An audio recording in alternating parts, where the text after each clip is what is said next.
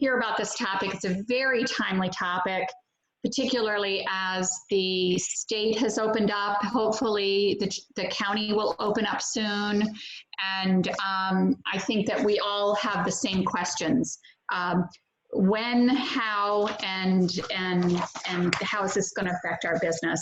I think everybody's anxious to get to open up, but there's also anxiety comes with how do we make sure that we keep our employees, our customers, and the general public safe. So I'm going to turn this over to our presenters. I think there's a slide with the presenters. So today we have with us Sonja Durr, Charlie Atwell, and Mark Meszaros, and they'll take us through slides, hopefully leaving time for, they will leave time for questions. I know sometimes it might take a little bit longer. So I'm not the host. Mark, are you muting everyone, or would you like people to mute themselves? People are getting good at this. Everybody has muted themselves. Okay, great.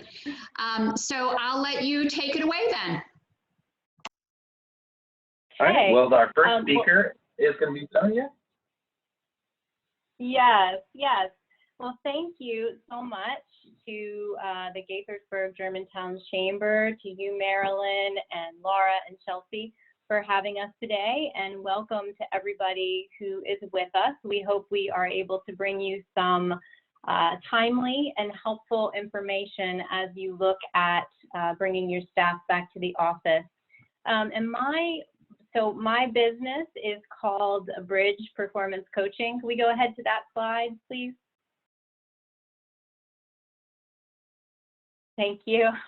And what I do in non-pandemic times is provide a service called coach recruiting.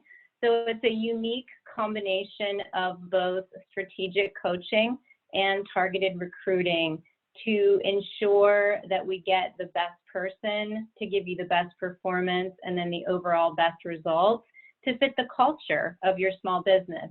However, right now, a big part of my focus, I always do team building and coaching activities as part of my normal business.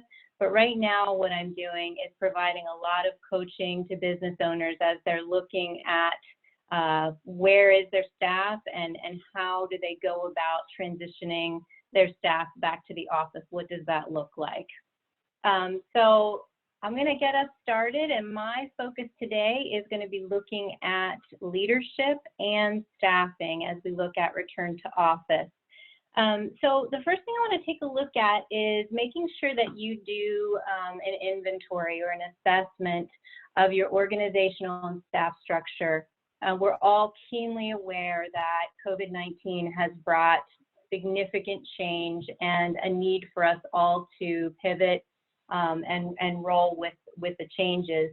However, it's important to re-look at your vision and your mission, as they may have shifted slightly or even more than slightly during this time. So as you're looking at putting your plan in place to return to office, it's important to revisit those things and make sure that you're clear on where you're going and what you're going to be communicating to your staff. And then along with that, also important to recommit to your core values. I hope you all have core values. It's something I'm extremely passionate about. If you don't, I'd love to be able to talk with you about that. But really, they are the defining factors of what your business is and what it's not. And those should not have changed. They should not change for any reason, unless you completely change the direction of your business. But when looking at your core values can really help you determine what vision shifts and possibly mission shifts you would or you would not consider making. And then as you're looking at all this, the need to recast all of this vision, mission, reminding of core values with your staff. And then taking a look at key business pivots. We talked a little earlier about everybody's had to shift. Everybody's had to decide, okay, how are we pivoting during this time? And some things have worked and some things haven't. So as you're looking at your return to office plan, what are those key business pivots that you're going to be sticking with, at least for the short term, until we get through COVID, and perhaps maybe they're becoming an integral part of your business even moving forward. So integrating those business pivots into your overall business plan, updating and adjusting your 2020 goals accordingly. I don't know about all of you, but my 2020 goals when the year started look a lot different than they look now. And then finally, as you're assessing all of these things, I would really advise, I mean, this type of a venue is wonderful. There are all sorts of webinars you can take part in, and many of us are part of networking and mastermind groups, but check in with advisors and peers and get their input in as well, what is working and what's not for them. And then next, we want to take a look at, this is a super important part, and Marilyn alluded to this earlier, looking at the psychological wellness of our staff members. COVID-19 has had profound impacts on all of us, and it's affected everybody differently. So the team that you had, the staff that you had in place 3 months ago, it's not the same team that you have now. And it's important to kind of take stock of where everybody is. And first and foremost, it's important to take a look at yourself. We've all had to navigate some serious uncharted waters, and we've got a lot ahead of us to deal with. So we want to make sure that we're first and foremost doing okay. This is where we want to talk to our peers and our people that are advising us. And then from there, we want to do an assessment of our team morale, acknowledge that they've all experienced losses, and give them an opportunity to hear from them. I'll talk about that a little bit more in a minute. So John Hill, the chairman and CEO of the Energist executive search firm, I thought he said it very well when he said, stress, fear, and anxiety are all the enemies of productivity. As we're looking at bringing our staff back to the office, we need to know that they're going to be able to be productive, right? We've all got a lot of variables we're going to be navigating, and we need to know that they're in a good place to be able to do what we need them to do. So our objective then is communicating to our staff that it is of utmost importance to us to make sure that their safety is top of mind. That's our first priority, and then a very close second to that is how are we making sure that we're keeping our clients safe and keeping that in mind. And then that resetting of the team culture. As you're communicating, and all of this is before you're bringing your team back to the office, as you're communicating to them, okay, here's how I'm recasting the vision and the mission, and I'm reminding you of our core values, why we're doing what we're doing. And then is where it becomes really important to schedule some sort of a Zoom session with your staff and hear from them. Lay out what your basic plan is, and then allow them to speak. Allow them to voice their concerns about returning to the office. And you're going to get a lot of information right there about who's on board and who's not. It's going to help you make decisions about who's ready to come back and maybe who needs to stay remote for now. And I would go a step further with that. I don't know if any of you are familiar with the book Traction. It's written by Gino Wickman. I would highly recommend it if you haven't read it. It's based upon the Entrepreneurial Operating System, the EOS system. And in that book, he talks about GWCing your staff. And it's important to do that on a regular basis. So you want to know if they get it, if they want it, and if they're able to do it. Can they do it? Okay? But I'm going to go a step further with that right now. In this time that we're in, it's important to ask them, do they still get it? If whatever shifts and pivots you've made, do they still want it? They may not want to come back for whatever reason. And also, do they still get it? I'm sorry, can they still do it is the last one. So really taking a look at all of those variables as you figure out your plan. And so from there, you're going to start laying out your plan. And here's where I would highly advise a crisis management task force. And depending on the size of your business, this might be one person, or it could be a few individuals that you really trust. These are the people that you know absolutely have your back. They're going to be your eyes and your ears as you start implementing the return to office policies and procedures. You're going to designate this task force as the people who implement, document, and evaluate the needed precautions. And you're going to obviously want to be checking in with them on a very regular basis to adjust things as you need to. And from there, you're going to work with this crisis management task force to update your policies and procedures. I would even suggest adding a special section to your employee handbook that is specific to COVID-19 and the special procedures and policies you're going to put in place and how you want to document those things. And this is going to be a work in progress. These are uncharted waters, and we have to kind of learn as we go. But to have a couple people assisting you with this is going to make all the difference. I would not advise trying to do it alone. So an example of something you might want to add to this COVID-19 special plan is, so what is your contingency plan for sick employees? How are you defining sick, and how are you going to address it?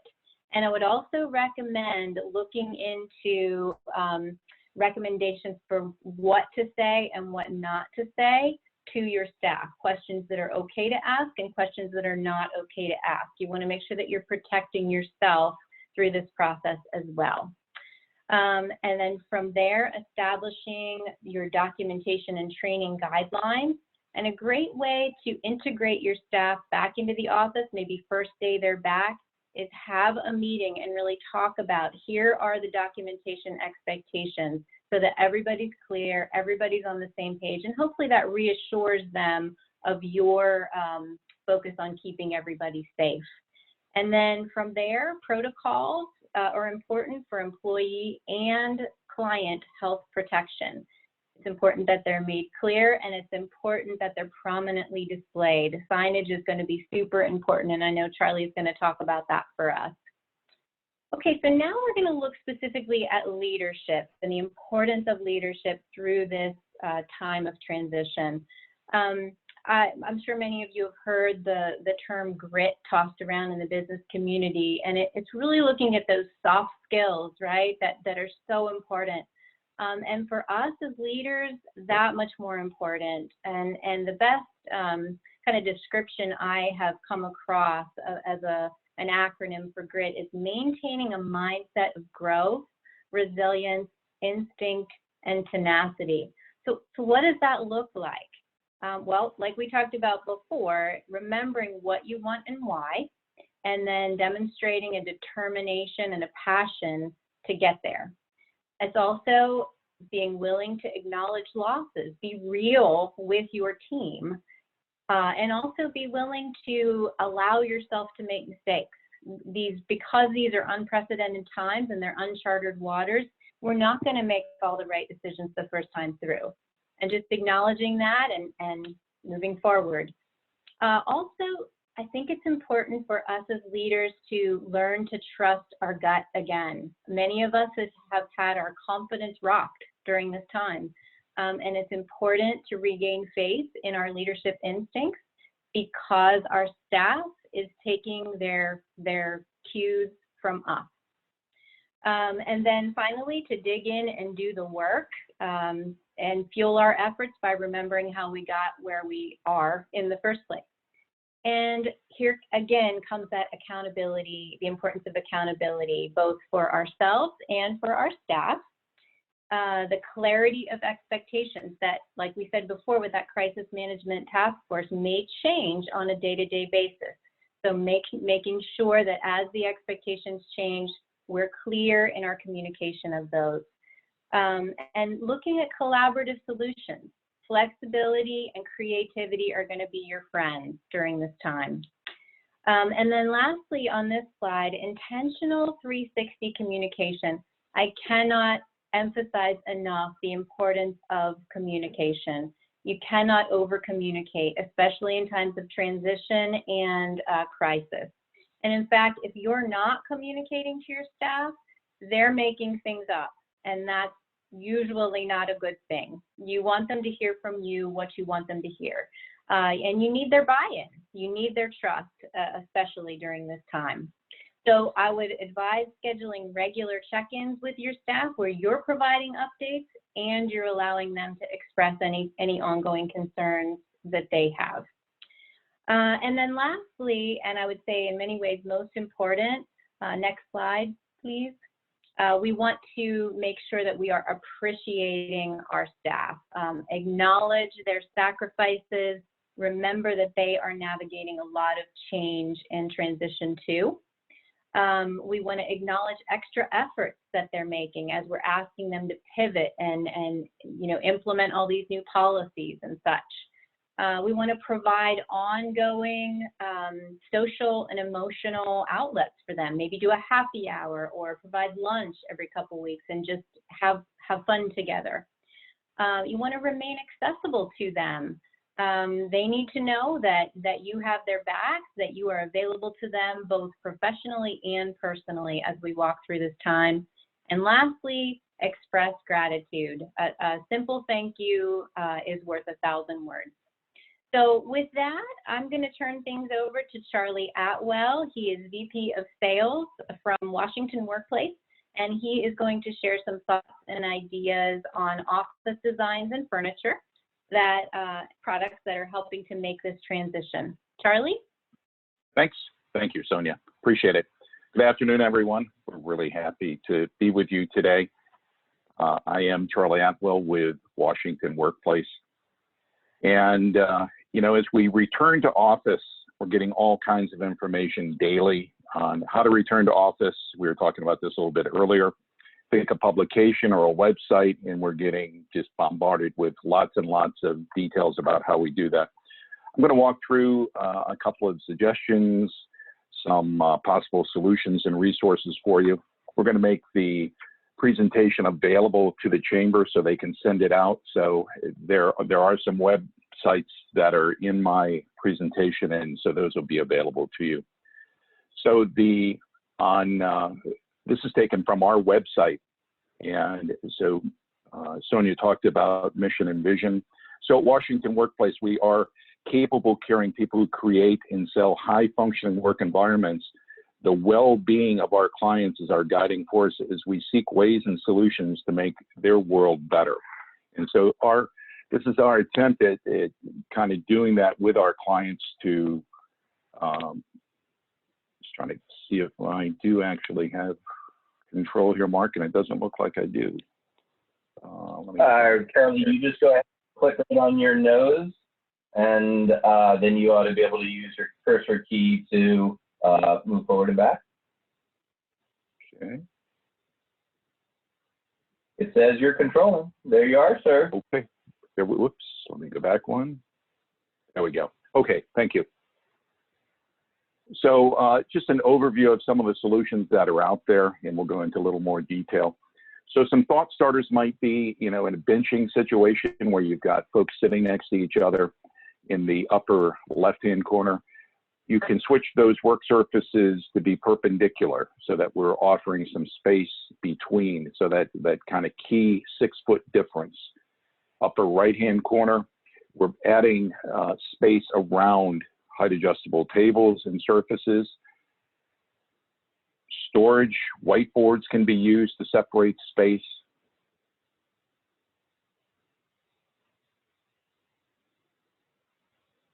Sorry about that.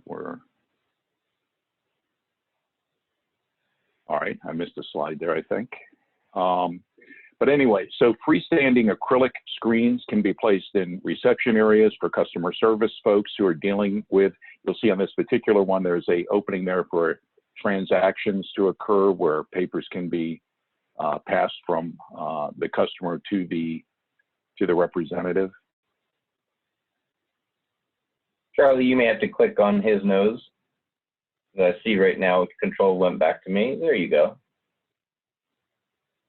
Always think nose. Okay, got it.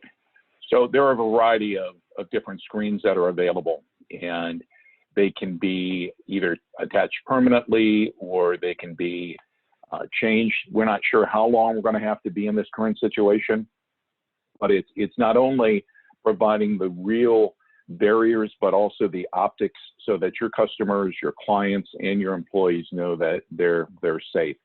Now, here's a product from Claris glass boards. Typically, these folks make glass boards that are mounted in either training facilities or conference rooms. In this particular case, they put wheels on it. They cut a hole in the opening here so that the person on the right can take the temperature of the person on the left and have that barrier be there. So that's a key function. So signage, we talked about earlier in Sonja's presentation. CDC has some resources here. Signage is going to be important so that folks, and you've seen this in the grocery stores, there are one-way aisles. If you're in a larger office, that's going to be a situation that you're going to want to do as well.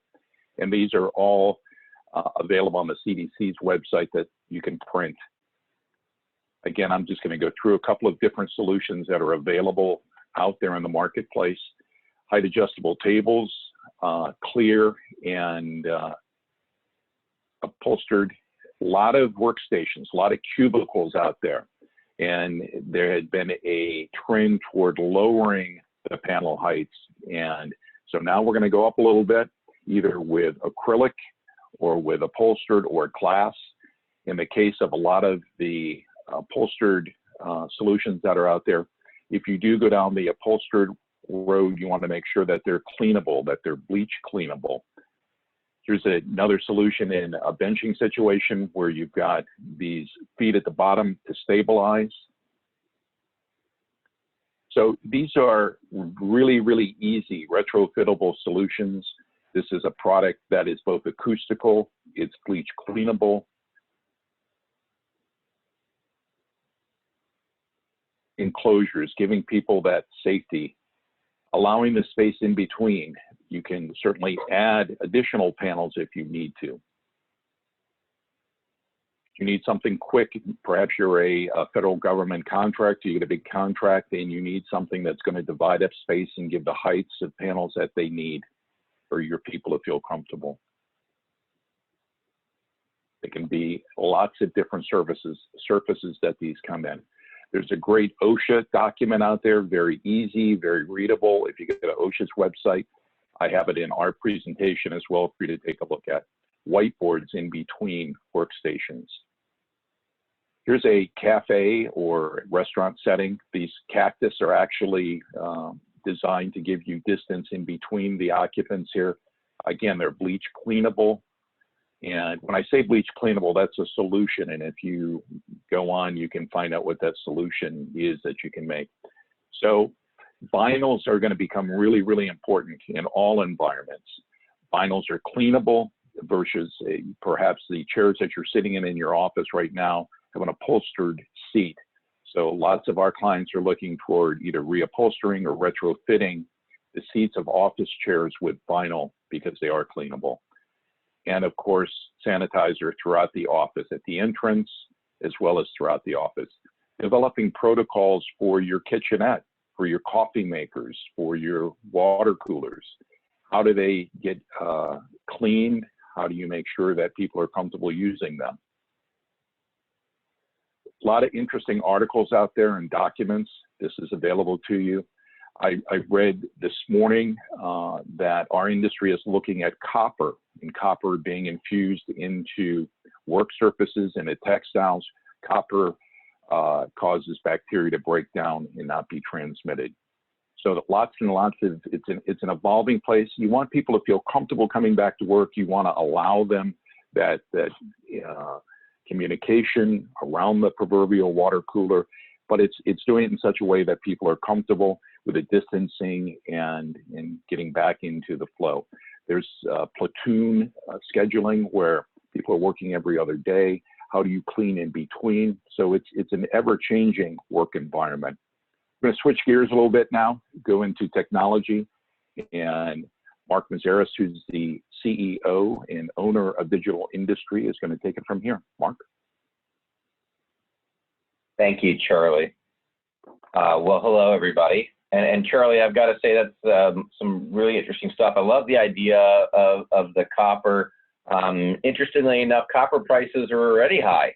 That's only going to start pushing it up even more so.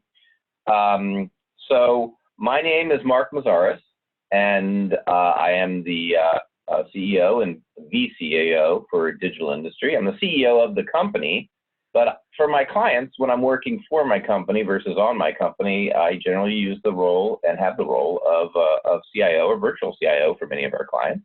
And you can see here that we're a full service outsourced IT firm. And for most of our clients, we are their complete IT services department. So I often joke and say I'm happy to do a little sticker to put into your org chart so you can paste us right in there on the right-hand side along with your lines of business and your HR department and everybody else.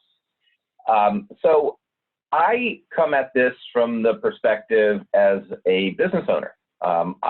We have been a fortunate business that the industry that we're in has been very sought after. We've had a lot of work, and I've used the phrase a little survivor's guilt because on weekends I'm donating time to my friend's business because he's not having the same experience through this COVID period, and I know so many others aren't as well. But I think there are a lot of things that IT can do to help. And for me, part of that is let's know the risks and figure out how we're going to avoid them.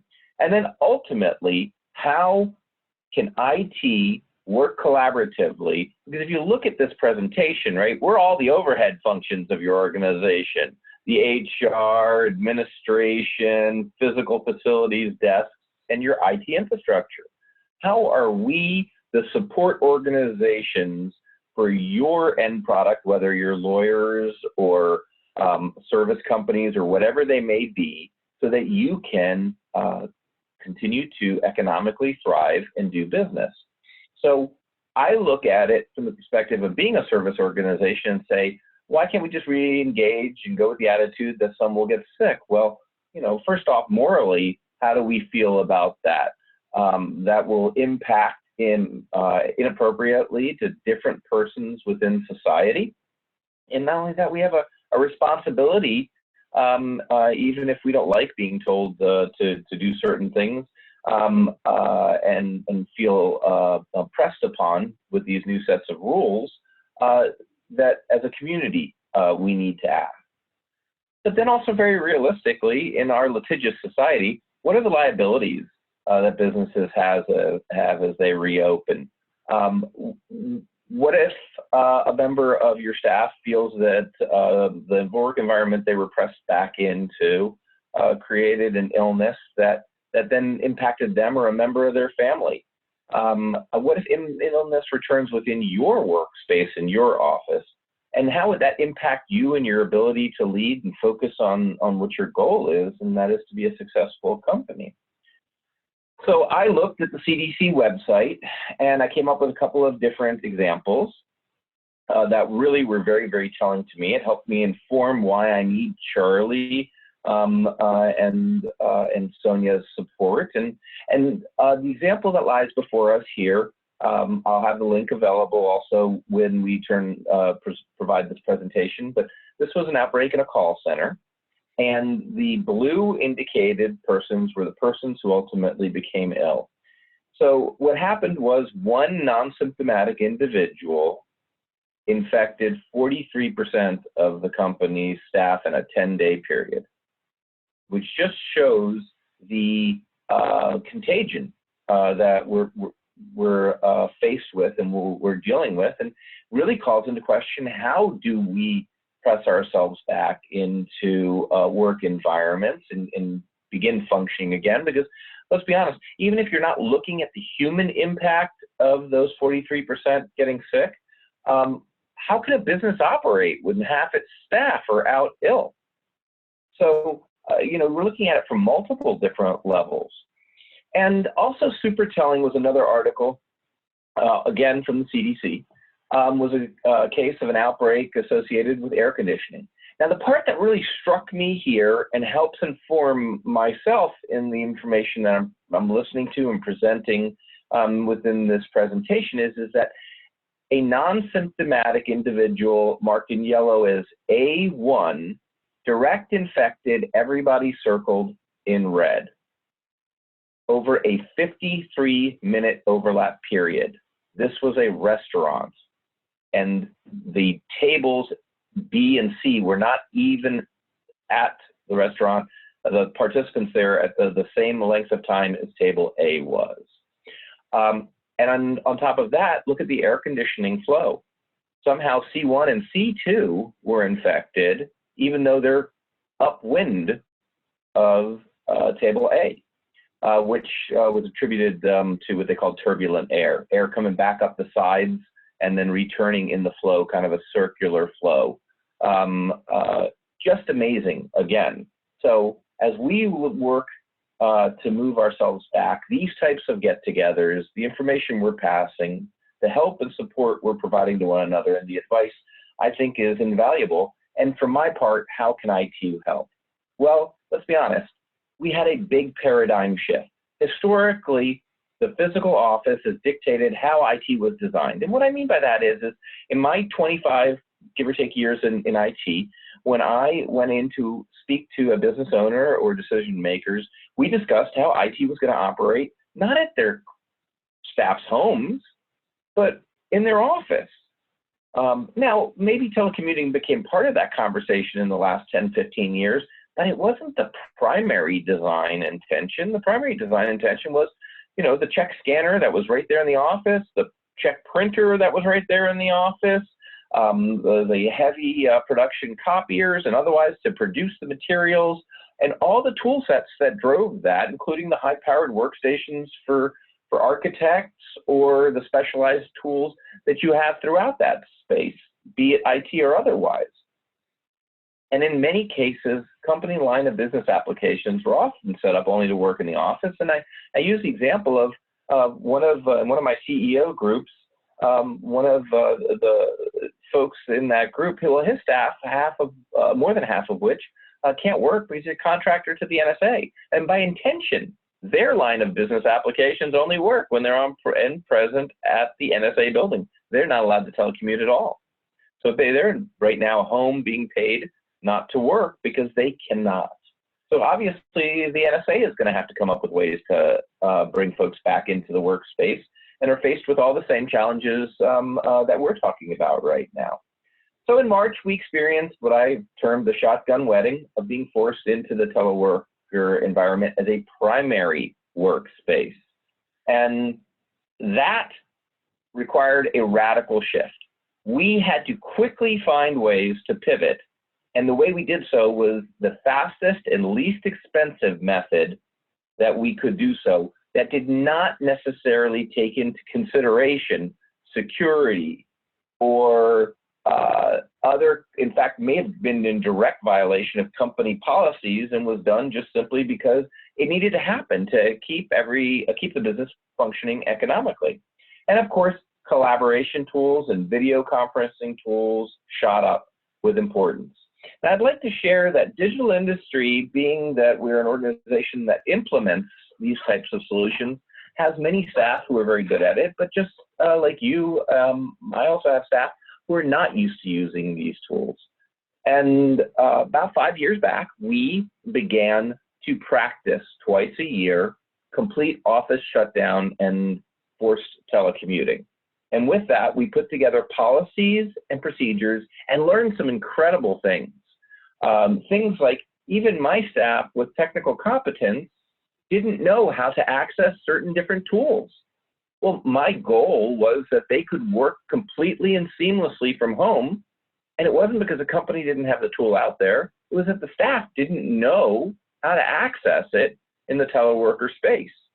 So our SOPs and processes had to go back to make requirements of, you must have access to these tools or you're not meeting the minimum work requirement for teleworking allowance.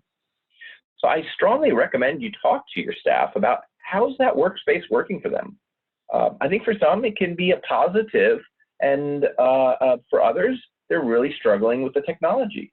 So as I've been home so much, I've been told by my kids I'm over projecting, and that's due to many different things, including remodeling of the master bedroom and other activities. So measure twice, cut once has been on my mind many times a day, and I see it very apropos to what we're talking about. We need to reassess the technology that was used in the pivot, all right, and determine whether it's changed, whether it should be changed or permanently integrated into our IT environment. And it's got to start from a place of, were the tools we were using before C19, and my apologies if that acronym is not loved, it's short for a presentation. So C19 and before, did we have the best tools out there? For instance, if you had decided to have laptops for all staff members at every level, including, let's say, administrative positions, well, then pivoting into this remote environment was much easier than it was for a business who chose to have mostly desktop computers. A very valid choice, but now how does your staff work remote? And are the tools that we use now in the pivot the best choices, or were they just the easiest and least expensive to get our staff working again? And what infrastructure and technology changes do we require now to mature what we've done? So my example on this is that we have folks who have now started using their home computers as a method by which to access the office computer, which means that inevitably that home computer now has inappropriate access to the corporate environment. Well, before this happened, I would ask you to ask yourself, would it have been acceptable to take your home PC? Would the corporation have been okay with you bringing it in and plugging it into your workstation position? Or would that have been against the policies of the company? And I would say for most folks, that would have been against policy. But here we've just gone and done it because we had to, because the desktop machines couldn't just be forklifted out of the office in many cases. In some cases, they did, in fact, do that as a quick workaround. Just take your computer and go home with it, right? So now we have devices that are not managed properly, have been in others' hands, may be used by other family members because it wasn't explicitly told that they shouldn't, and it was a better computer than the family had otherwise, really creating a risk environment for the organization.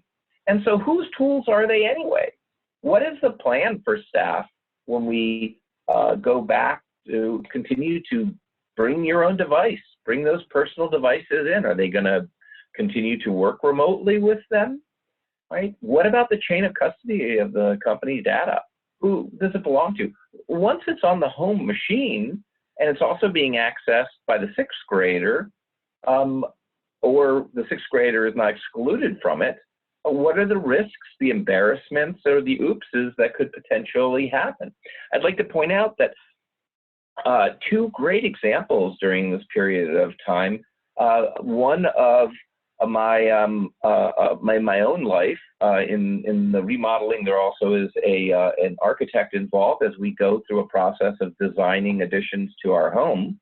And while it's totally okay, and all of us are currently giving each other some, let's say, latitude with noises or technology challenges, how many months are we all going to be tolerant of a person knocking themselves out of the middle of a conference or having distractions in the middle of a presentation? At some point, we're all going to crave coming back to a higher level of professionalism as far as this is concerned.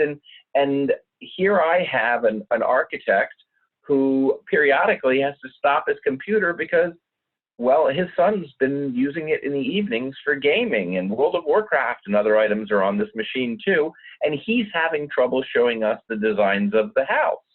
All right, so I've told him, listen, I got to get you a VIP, a virtual PC that's yours and yours alone, that we'll put up in the cloud, that you can access from office or you just as easily as accessing from home.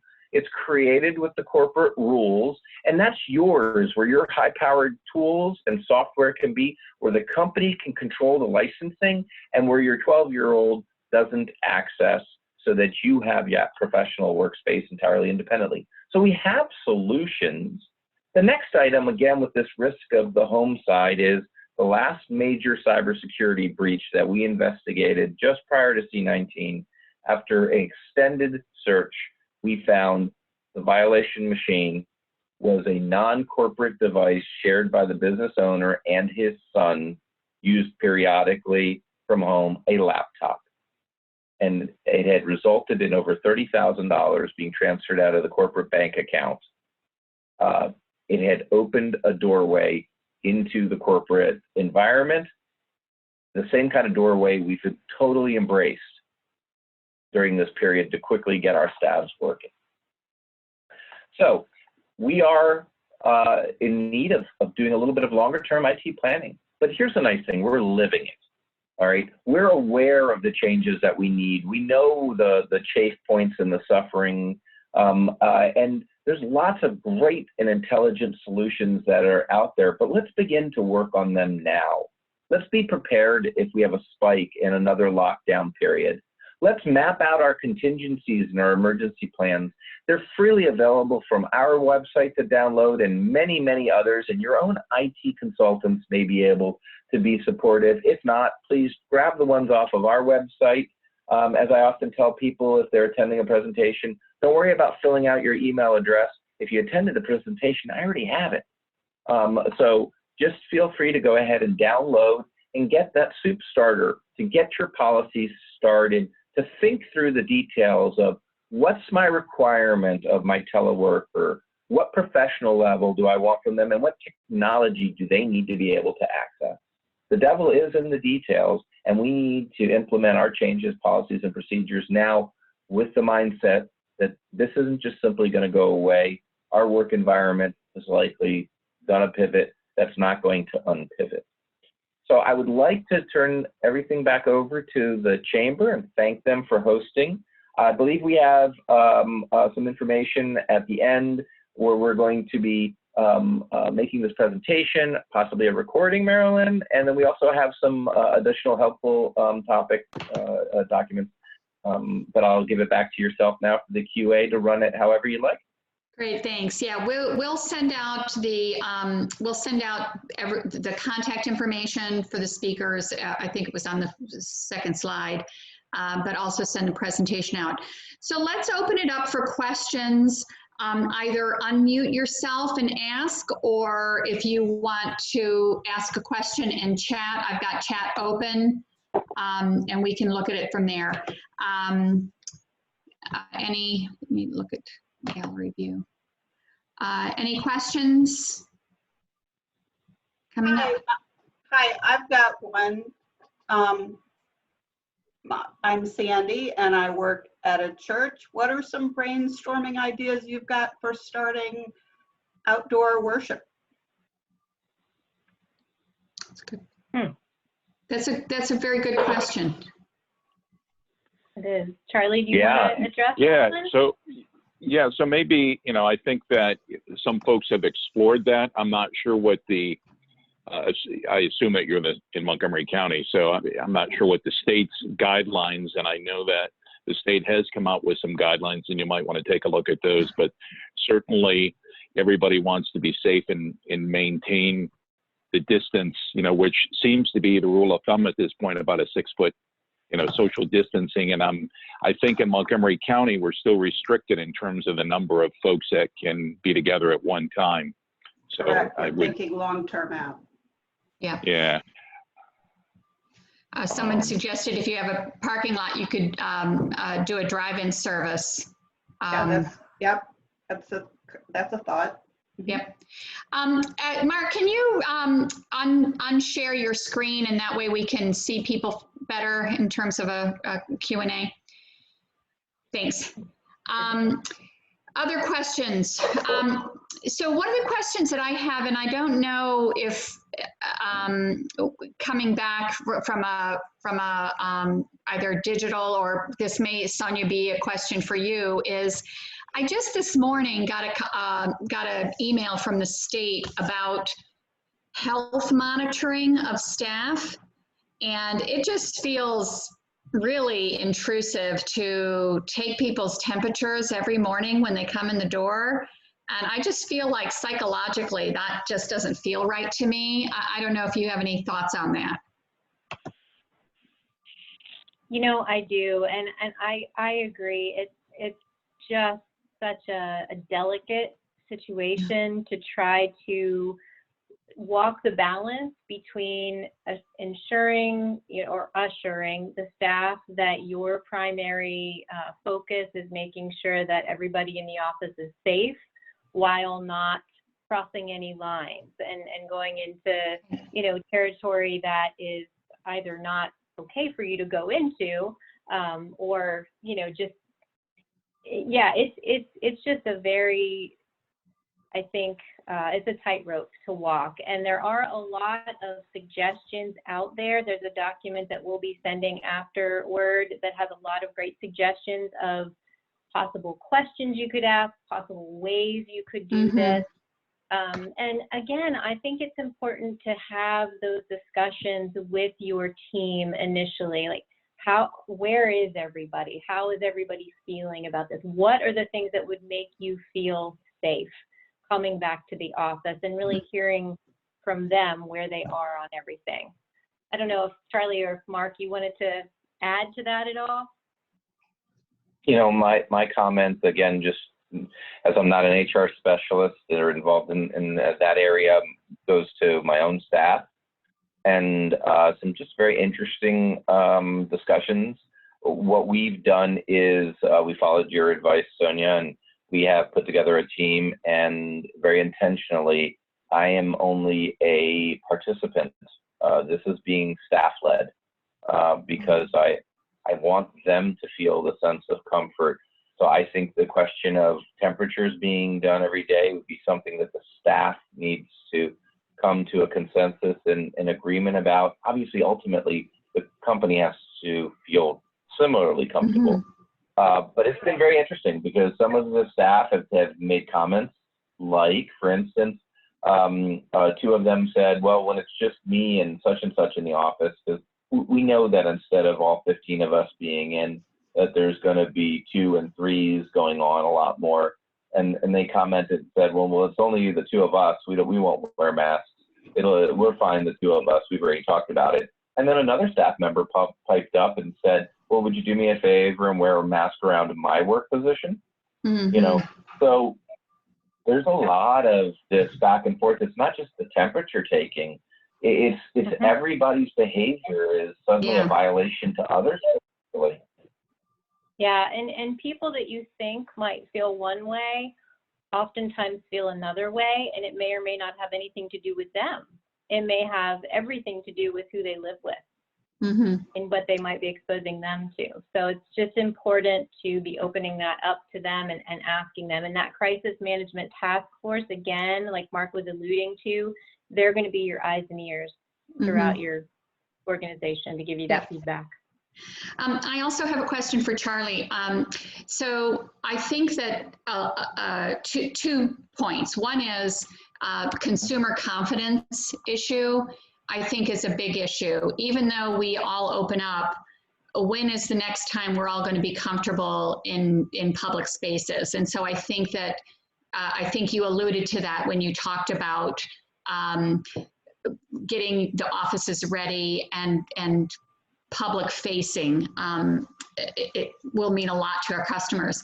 But the question about investment, because we don't know how long this is going to last, how are people making that decision to make this capital investment in this kind of furniture and these kind of solutions?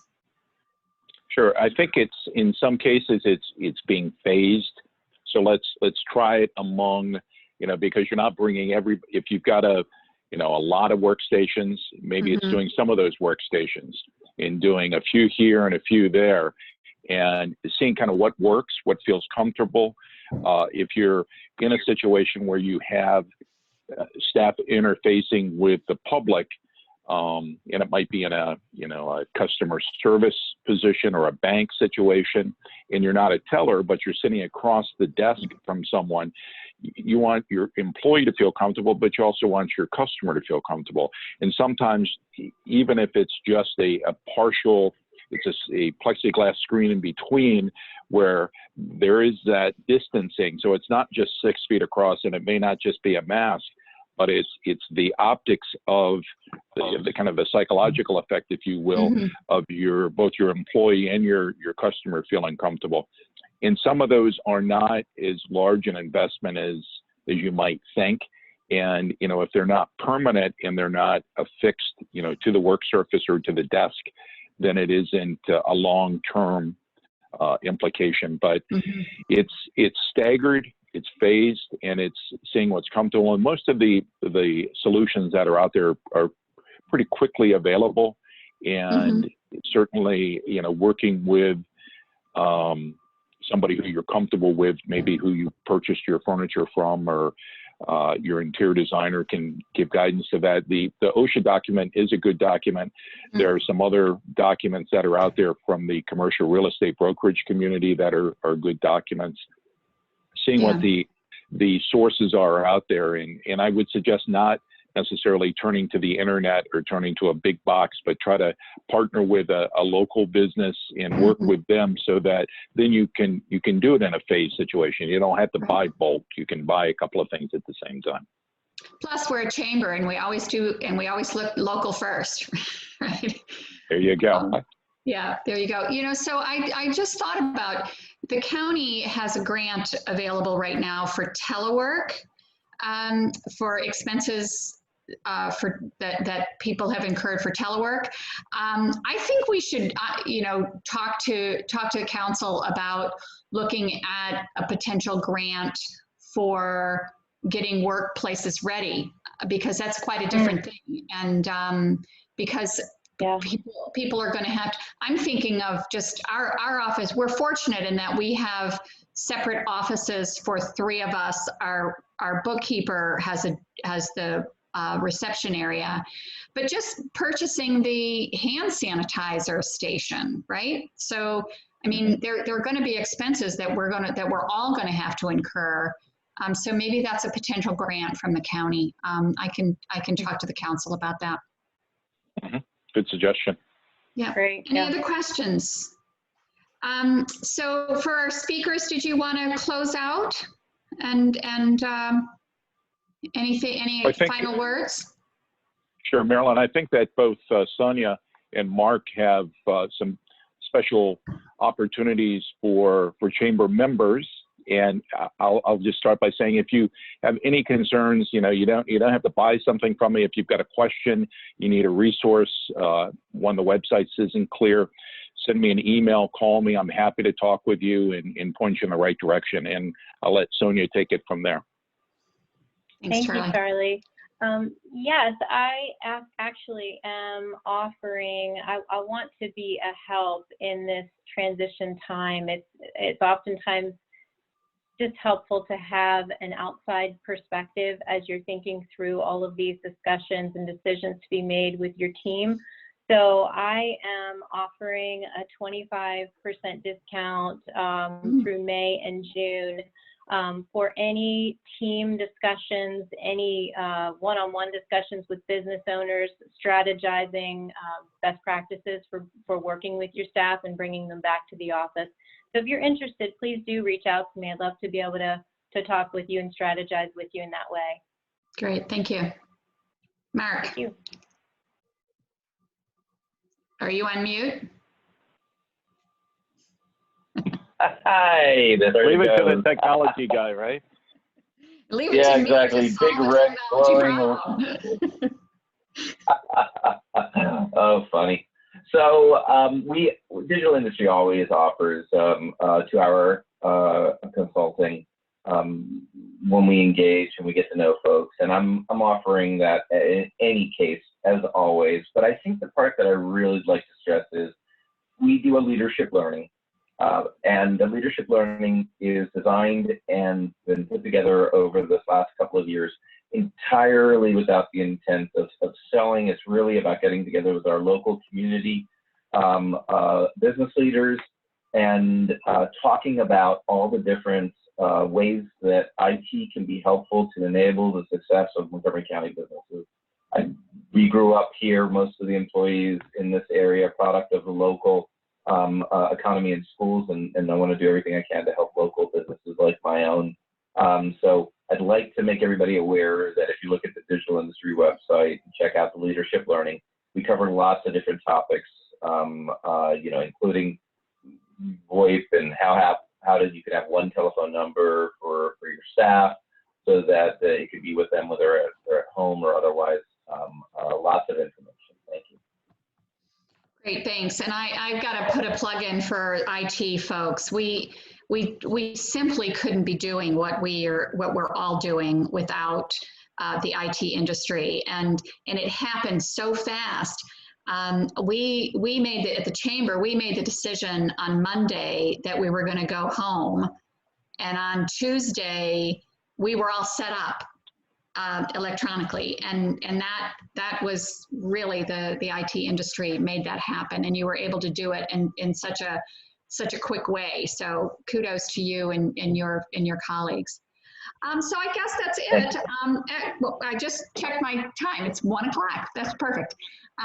So thank you all, and we'll have this information out to everybody who is registered, and it's a great resource, and I would like to share it out to our members as well. So thank you all. And Perfect. Thank you all. Thank you. See you in person Take care. someday. Yeah, hopefully soon. Yeah. Okay. Great. That'd be nice. Bye-bye. And Donna Gallagher, thanks. So nice to see you.